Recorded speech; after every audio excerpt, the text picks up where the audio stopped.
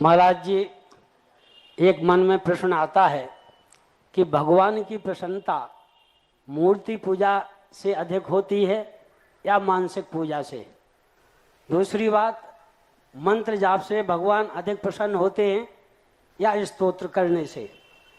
क्या इष्ट देवता एक होना चाहिए या सभी की पूजा करें? हमारे भारतवर्ष में मूर्ति की पूजा होती ही नहीं है, मूर्ति मान की पूजा होती है। इसलिए हमारे भारत के कोई भी संप्रदाय वाले लोग हों, पाषाण को नहीं पूजते, पाषाण की मूर्ति बनाते हैं, उसके बाद उसमें प्राण प्रतिष्ठा करते हैं। प्राण प्रतिष्ठा का अर्थ है भगवान को स्थापित करते हैं। मूर्ति की पूजा है ही नहीं हमारे यहाँ। मूर्ति तो एक शिल्पी बनाता है, शिल्पी बनाकर एक आकार दे देता है और उस समय हम उसकी पूजा नहीं करते।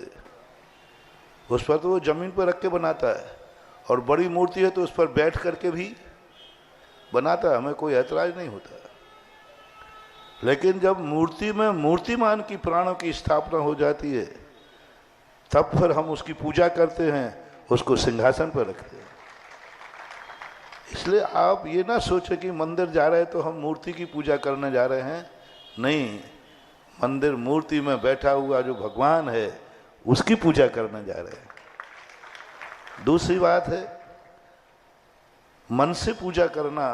और सामने यदि कोई चित्र हो, यदि आपको रामायण सुनाई जाए और रामायण दिखाई जाए तो जल्दी प्रभाव किसका पड़ेगा?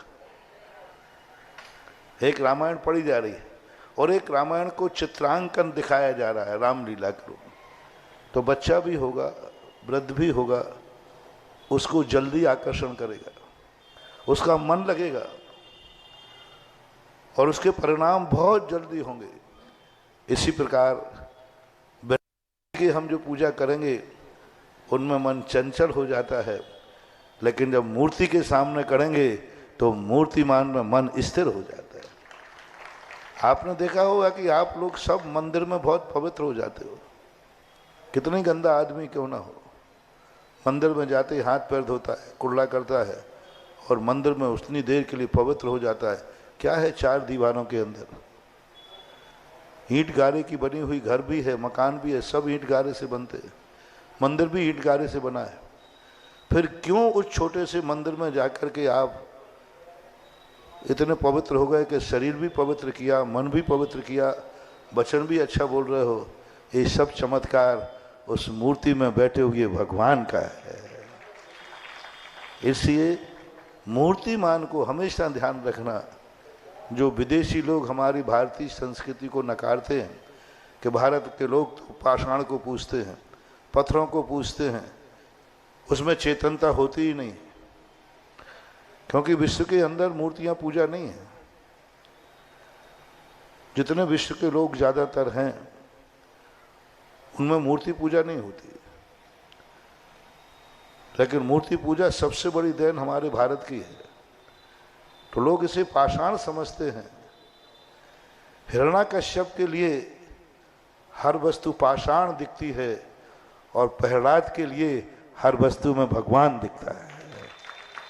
भारत की आंख प्रहलाद की है और दुनिया की आंख हिरण्याकश्यप की है। अपन प्रहलाद बन के जिए, मूर्ति नहीं, मूर्ति में भगवान दिखेगा। इष्ट देव का जहाँ तक सवाल होता है, इष्ट का अर्थ बाकी सभी आराध्य होते हैं। इष्ट के इसलिए अपन एक व्यक्ति को अपने हृदय में बसाना चाहते हैं जिससे वो हमारी विपत्ति में काम आवे। क्योंकि हम एकदम हमारे संकट आ गए, हम किसको याद करें? हम कितनी मूर्ति को याद करें? हम भटक जाएंगे। तो किसी एक को इष्ट बना लेते हैं जिससे विपत्ति आने पर हमें तुरंत उसकी मुद्रा याद आ जाए, उसका नाम याद आ जाए और हमारे कार्य की बाधाएं जो हैं वे दूर हो जाएं।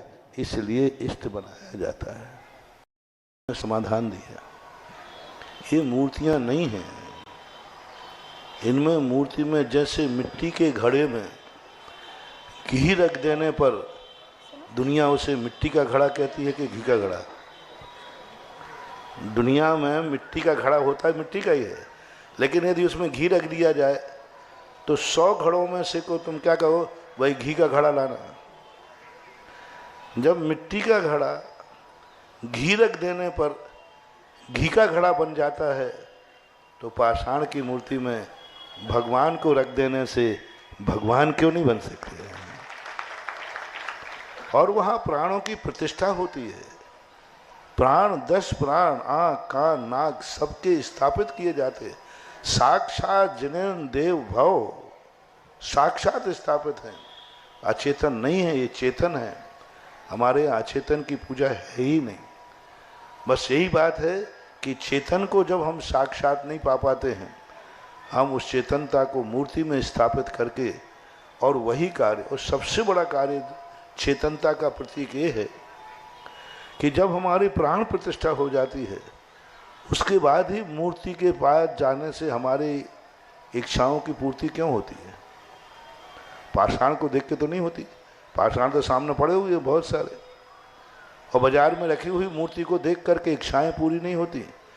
प्राण प्रतिष्ठा के बाद ऐसा क्या हो जाता है कि उसका जल भी हमारे जीवन के पापों का क्षय कर देता है। कोई ना कोई तो ऐसी शक्ति आ जाती है प्राण प्रतिष्ठा के बाद, जो वह मूर्ति हमारे लिए, उसके सामने खड़े होते ही हमारे दुख दूर हो जाते हैं, उनके सामने खड़े होते ही हमारी इच्छाओं की पूर्ति होती है। तो ये सब चीज़ें देख करके नियम से कोई ना कोई ऐसी शक्ति, वो चेतन रूप ही है। मंदिरों की मूर्तियों को अचेतन मत मानो, जड़ मत मानो, वो चेतन रूप ही हैं, और चेतन ही मान करके पूजा की जाती है।